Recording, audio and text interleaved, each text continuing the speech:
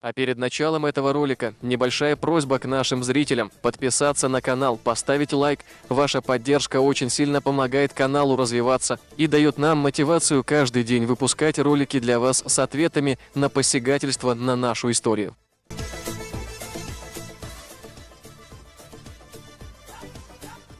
Данный видеоролик не преследует цели задеть или оскорбить чьи-либо чувства. Ролик был создан исключительно в образовательных и познавательных целях. Берегите себя.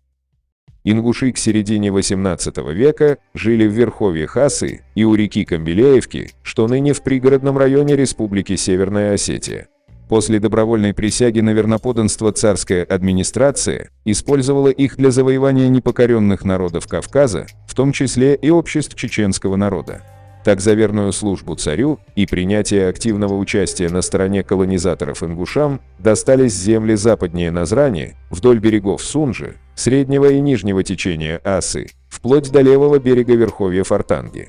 После поселения ингушей на завоеванных царской армией земель чеченских обществ, они насаждали своим потомкам вражду к чеченцам и ассимилировали тех, кто жил на захваченных чеченских землях. Каким образом, с помощью кого и за какие услуги ингуши получили земли, мы видим в следующем документе. Хлеб, посеянный чеченцами по сю сторону Сунжи, тотчас истребить, стеснив таким образом чеченцев и не позволяя им ни шагу сделать из пределов отовсюду ограниченных, я не приму никаких от них переговоров и заверения в будущем спокойствии. Когда появится какая-либо партия или чеченцы выйдут на уборку или же для сенокошения, то к поражению высылать значительные отряды с орудиями, и вместе с тем казаки с ингушами и тагаурцами устремятся на разорение той деревни, из которой вышла партия.